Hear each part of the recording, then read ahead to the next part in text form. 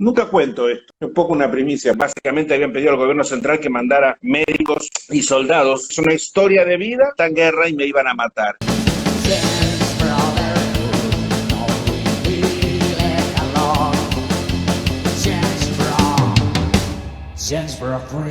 Querido, ¿cómo has estado? ¿Qué tal? ¿Cómo están ustedes? Aquí Escucho muy nosotros bajito. felices, contentos de tenerte por estos lados de manera virtual, como nos mandó la pandemia. Y nada, esperando algún día cruzarnos caminos en alguna parte del mundo. Nada, la pandemia me agarró acá en Argentina, en Sudamérica. Yo venía de, bueno, ante todo, buenas noches a ustedes, a los oyentes, eh, a todos los que estén conectados, tanto ahí en Estados Unidos como en el resto del mundo, ¿no? Y Como les en el decía, resto les del mundo. contaba, yo estaba en noviembre estaba en la India, había llevado un grupo para recorrer la provincia una de las provincias de la India en moto, y escuché una noticia muy chiquita en la India, una noticia perdida sobre algo que había pasado en China, en Wuhan, y me hizo ruido, me sonó una campanita. Me pareció algo muy raro que algo que había hecho el gobernador de la provincia, me pareció muy raro. Sé que los chinos no hacen ese tipo de cosas. Básicamente habían pedido al gobierno central que mandara médicos y soldados a la provincia. Y eso generalmente no hacen eso porque tratan de mantener la autonomía a cada provincia. Me hizo ruido. Dije, acá hay algo raro. Y cuando vine con el grupo que lo traje para Argentina, le dije a mi esposa, mira, no vamos a ir a Estados Unidos, vamos a cancelar el tour de febrero de Tailandia y el de abril de Ruta 66 y vamos a esperar porque tengo un presentimiento y efectivamente los primeros días de marzo acá se declaró cuarentena total, absoluta, al 100%, no se podía salir ni a mirar el sol a la puerta de casa, ¿no? Y ahora ya llevamos casi 4 meses y creo que estamos en la fase 4, pero creo que están empezando en volver a la fase 2 o 1. Después de la segunda tanda que llegó a la China ahorita, porque están volviendo otra vez a bajar la flexibilización que habían comenzado. Sí, efectivamente. Hemos llegado a fase 4 y en el momento que estaban empezando a pensar en la fase 5, acá no se puede ir a otras ciudades. No, tú no puedes tomar el auto e ir a ninguna otra ciudad, no puedes alejarte del entorno de tu vivienda, puedes ir al mercado, puedes salir a hacer ejercicio por la mañana muy temprano, pero no se puede tomar transporte público y la cantidad de muertos es muy baja todavía, creo que estamos hoy creo que estamos en 700, 800. Acá el invierno es raro, estamos en pleno invierno. Yo digo que todo esto que pasó con la pandemia ocasionó un cambio climático, tal vez, porque estamos pasando un invierno muy suave, muy pleno junio, es muy raro para nosotros poder hacer barbecue, muy extraño Oh, poder estar en el jardín.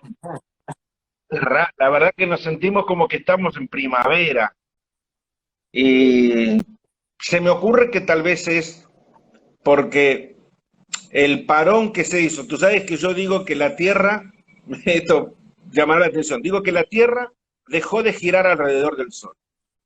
Es tan grande, tan grave esto que ha pasado, es tan grave, tan profundo, que lo defino así, defino que la Tierra dejó de girar alrededor del Sol, la Tierra paró y dijo, bueno, basta, hasta acá llegué, van a tener que hacer algo, así no sigo. Y, y ese parón que hicimos de golpe, que mundialmente hubo que 2 o 3 semanas que todo el mundo estaba en sus casas, no había aviones en el aire, no había barcos en el mar, no había vehículos andando en las calles, casi diría que no había ni humo de cigarrillos subiendo al cielo prácticamente. generó tal vez sí, en la atmósfera y en la capa de ozono. Acá en Argentina generó un beneficio en la capa de ozono, en Sudamérica, y tal vez eso hizo que la climatología del mundo cambie. Bueno, más o menos les contesté un poco cómo está la situación acá. Ok, pero vos, Mónica, la familia, todos tranquilos, todos bien. Sí, todos acá bien, cumpliendo mucho la cuarentena. Para mí es algo, yo no soy un buen, no soy un buen referente de lo que significa quedarse en casa, porque yo no lo estoy sufriendo, porque nunca lo hice. Hace 35 años que yo no estoy en casa. Hace 35 años que estoy en las rutas del mundo viajando. Mi casa en realidad es las rutas. Nunca me he sentido bien estando entre paredes. Les confieso algo que va a parecer muy raro. Aún habiendo podido comprarme tal vez una propiedad, jamás lo he hecho. Nunca, jamás me compré una propiedad en ningún lugar del mundo. No tengo ni un solo ladrillo. Y es porque sufro de, tal vez es stupidity, pero bueno, sufro de que los ladrillos me provocan estrés. Yo siempre digo que el hombre nació para tener alas, no raíces.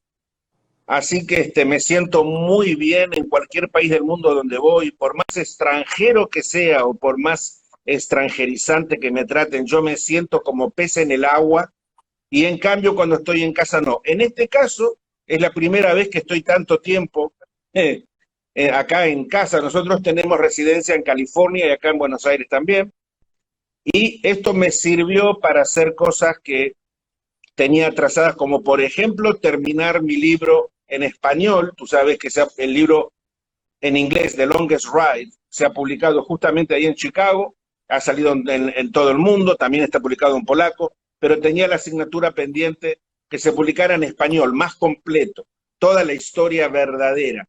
De hecho, no va a ser un libro, van a ser 7 libros. No voy a decir el nombre porque es una gran sorpresa. Ya de por sí el nombre del libro va a impactar y va a traer comentarios.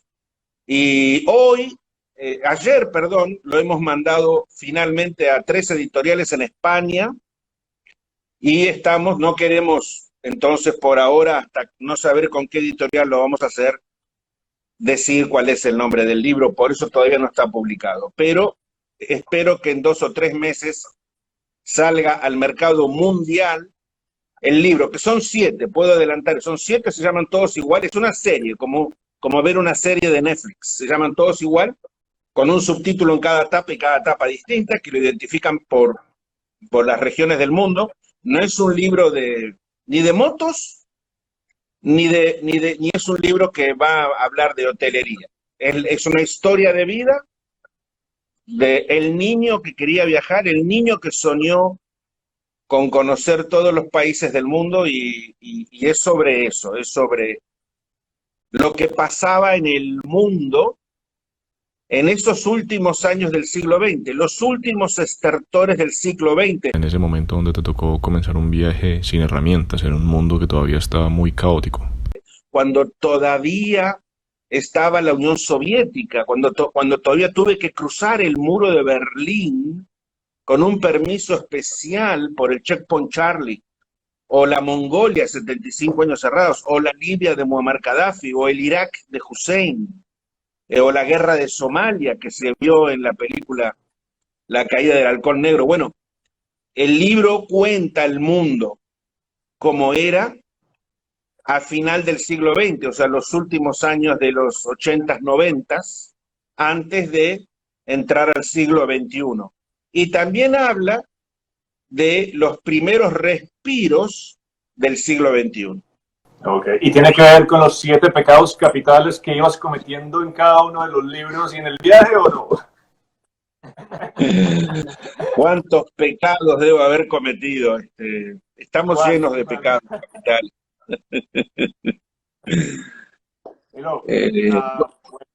Hay un filósofo argentino que no sé si lo conoces, que se llama Darío Steinschreiber, Y él tiene una frase que dice, quiero dejar de ser lo que hicieron de mí.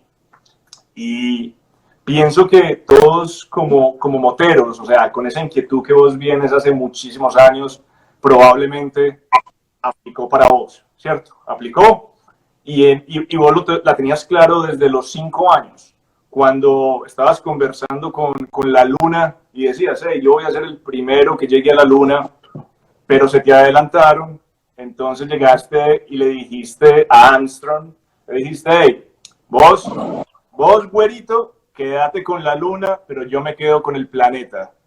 Y tomaste la decisión. Y es una locura. O sea.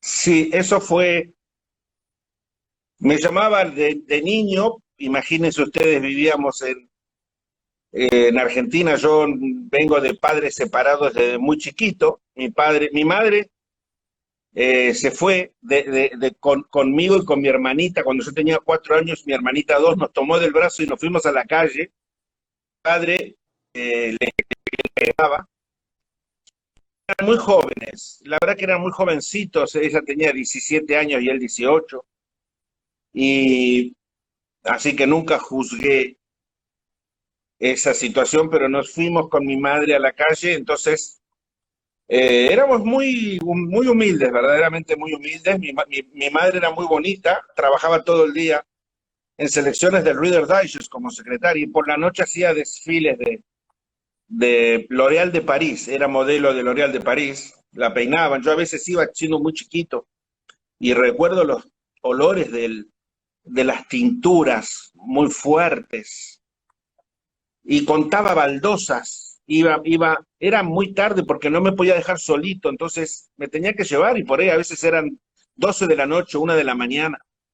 Y yo era muy chiquito y entre las modelos ahí contaba baldosas en el suelo y imaginaba el universo, porque me llamaba mucho la atención el brillo de la luna, me llamaba la atención la luna y entonces le dije un día que iba a ser el primer hombre en ir a la luna. Por supuesto, mi madre no se lo tomó en serio, pero yo estaba convencido, estaba seguro. Y, y entonces mi madre me regala a los 8 años, 9 años, me regala un atlas que hace poquitos días, fíjense ustedes, después de 50 y 60 años, 55 años, lo acabo de conseguir, acabo de comprar el atlas ese, viejísimo. Y cuando vi el atlas, mi madre me lo regaló porque estaba la luna y los planetas, pero no se dio cuenta que había 350 páginas de países del mundo, con nombres, con carreteras en rojo.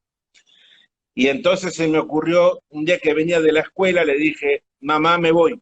Ah, ¿y dónde te vas?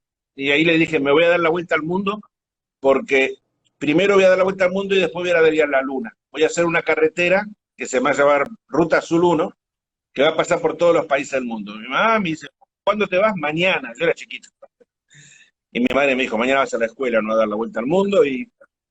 Pero quedó en mí grabado y siempre decía, a cada persona, hombre, mujer o niño que se me acercaba, le decía, cuando me pellizcaban el cachete, ¡ay, qué lindo el coloradito! Yo soy pelirrojo, era pelirrojo. De hecho, me llamaban Fideo con Tuco, Zanahoria, me gritaban del auto Zanahoria, Colorado, cabeza de fósforo, ketchup.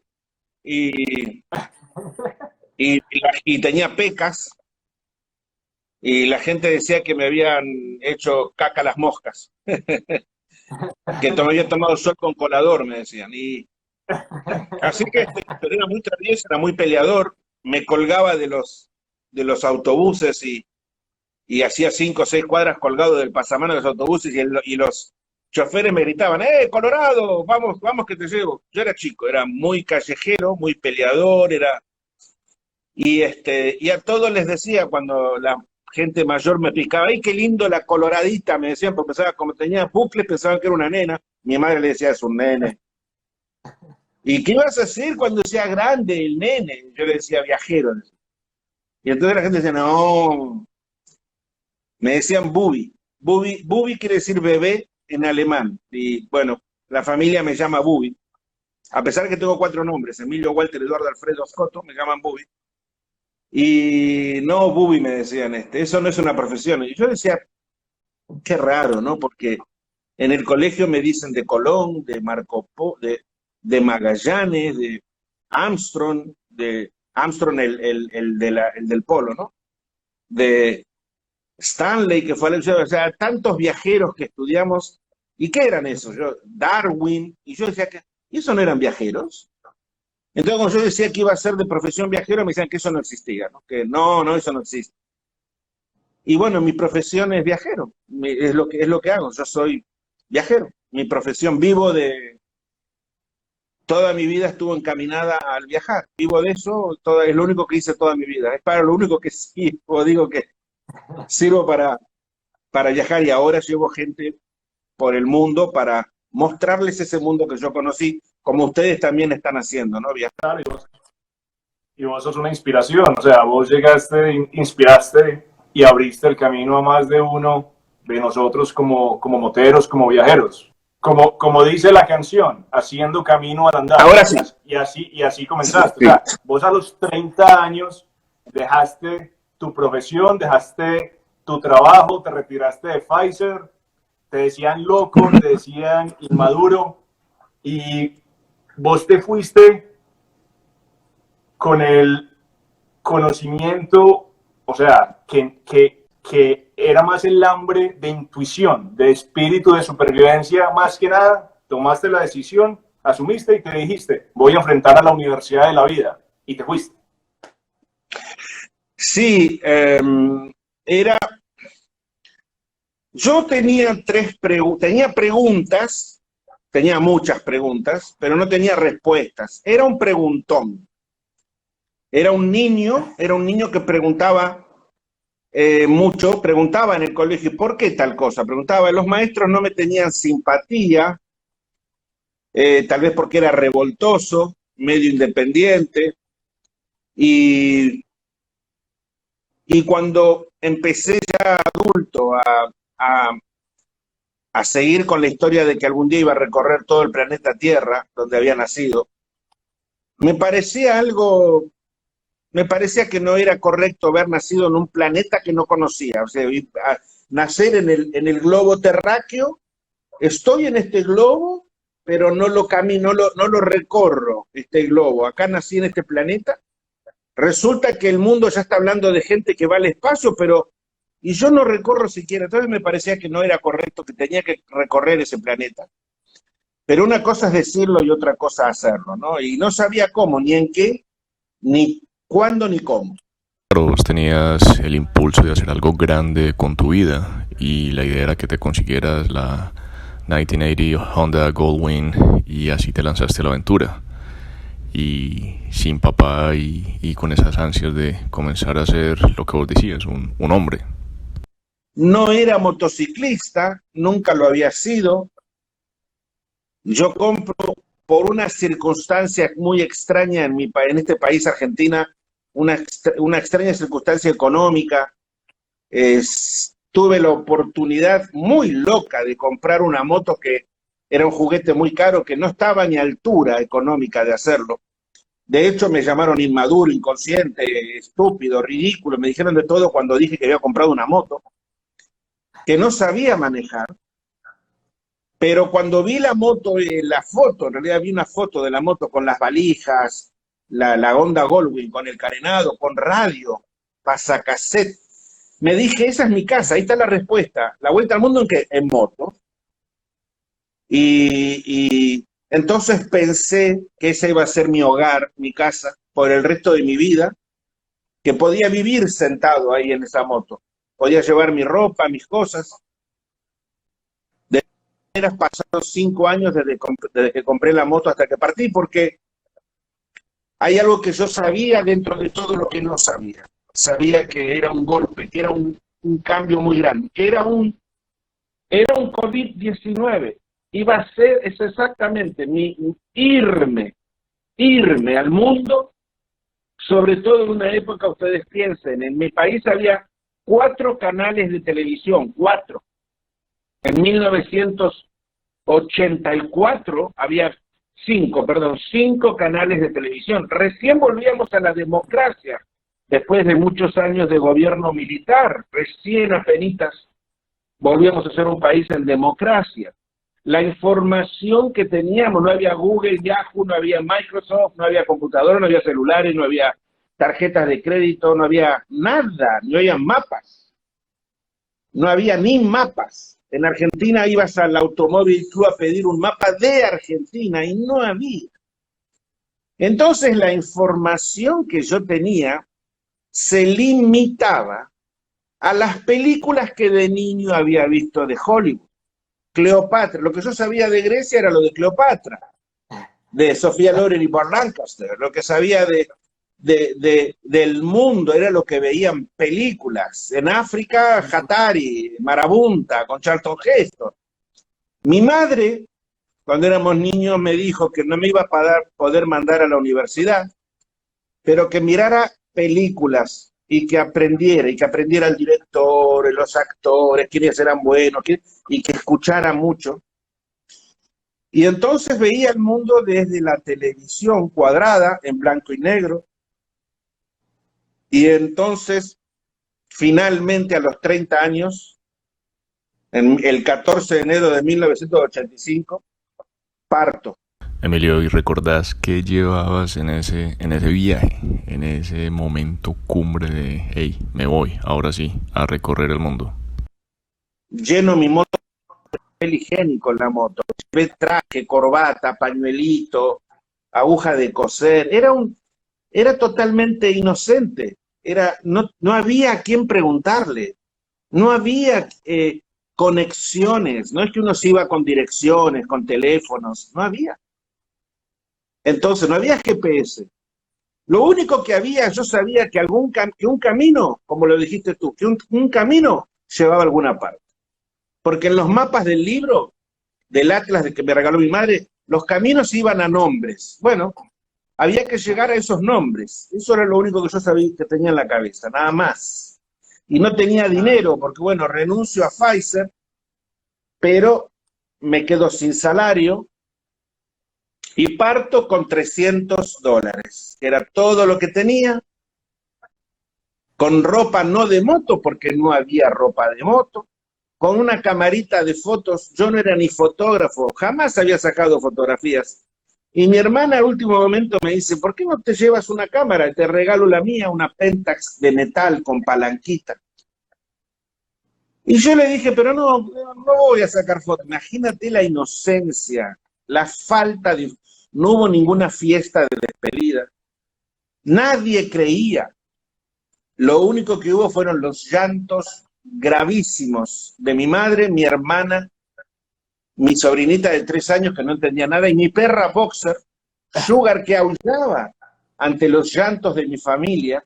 Pero todo eso fue, la despedida fue eso, llantos, horror, tristeza, una situación tan desagradable y tan terrible que cuando parto a los pocos kilómetros me juzgo, me digo, ¿qué derecho tengo yo de hacer sufrir a las personas que me quieren? Pero no hubo amigos, donaciones, nada de nada. Una velita, nada. Era solo un loco que en una moto muy grande, más grande que lo que él podía manejar, sin dinero, se iba a cumplir el sueño del niño. Y parto el 14 de enero de 1985, ningún periódico, nada, cero. Le doy un beso a mi familia y me despido para siempre. Eso sí yo lo sabía. Sabía que Emilio Scotto había muerto el 14 de enero de 1985 a las 6 de la mañana. Y nacía otro que iba a usar el nombre, iba a usar un pasaporte nuevito, sin ningún sello, pero iba a nacer otra persona, sin país. No iba yo a llevar nada a nadie, iba a aprender lo que el mundo me quisiera enseñar. Y ahí cruzo a Uruguay, luego viene Brasil, toda la recorrida por Brasil, para una persona llegar a Río de Janeiro ya era como ir al fin del mundo. Cuando paso Río de Janeiro ya me voy para el norte, Salvador Bahía, Belém, llego al Amazonas, me embarco con los garimpeiros, los buscadores de oro. Estaba viviendo la aventura que había visto en las películas, y luego Venezuela, no había carretera, no había conexión. Miren ustedes, Brasil y Venezuela no se conectaban por carretera, había un camino abandonado, la BR-81, la come hombres, le decía, la come hombres. No tenían tráfico, ninguna conexión. Hacía 60 años se había dinamitado la selva y había hecho un camino, pero como estaban los indios, los guamirí, los atuarí, nadie iba por ahí. Yo saqué un permiso especial, le firmé al gobierno de Brasil, o sea, empecé a aprender a andar en el barro, una moto de 400 kilos. Todo era, como dijiste tú, se hace camino al andar y ahí Venezuela, Caracas, y después Colombia, en aquella época del 85, donde, bueno, todos sabemos, ¿no? El que mandaba en Colombia era Pablo Escobar, los grupos guerrilleros, tiro fijo. En Venezuela me decían que no vaya a Colombia, me acuerdo. Y Colombia fue para mí también un cambio de tuerca, ¿no? Colombia fue en aquel entonces, que era un país denigrado en el mundo, fue un descubrimiento mágico, ¿no? Fue un viaje que me enseñó muchísimo, toda la recorrida de Colombia en aquel entonces y llegar a Cartagena de Indias, desde donde después parto hacia Panamá, hacia Centroamérica, que estaba en guerra, ¿no? O sea, era un mundo distinto. Y claro, no había, no es que uno se juntaba con otro viajero, era solito y todo lo tenía que aprender, ¿no? Hasta incluso el idioma español de ustedes, de los colombianos, de los venezolanos, ¿no? Era distinto. No era que yo llegaba y podía hablar, yo hablaba apenas porteño, mal, y de golpe me encontraba en Colombia, ¿no? ¿Qué hubo? O la vaina, y que el ajiaco y el sancocho, y bueno, y que la arepa, en fin, ¿no? Todo. Y ahí aprendí a bailar, mira, aprendí a bailar, yo creía que sabía bailar, no, aprendí a bailar en Colombia, en Cartagena de Indias, aprendí a bailar la noche en un lugar que se llamaba La Escollera. Aprendí tantas cosas, pero todo era justamente dejar entrar que la vida, que la gente, sus costumbres, su idioma, sus comidas, todo, entraran en mi aprendizaje, ¿no? Y ahí seguí por Centroamérica, la guerra de El Salvador, la guerra de Nicaragua, era la época del Irán Contra. ¿Y ya de ahí te tiraste a Centroamérica? Cuando cruzo a Panamá, ahí en Panamá se junta un grupo de gente y me dicen que me van a, entre todos, me van a pagar un pasaje a Miami porque Centroamérica está en guerra y me iban a matar.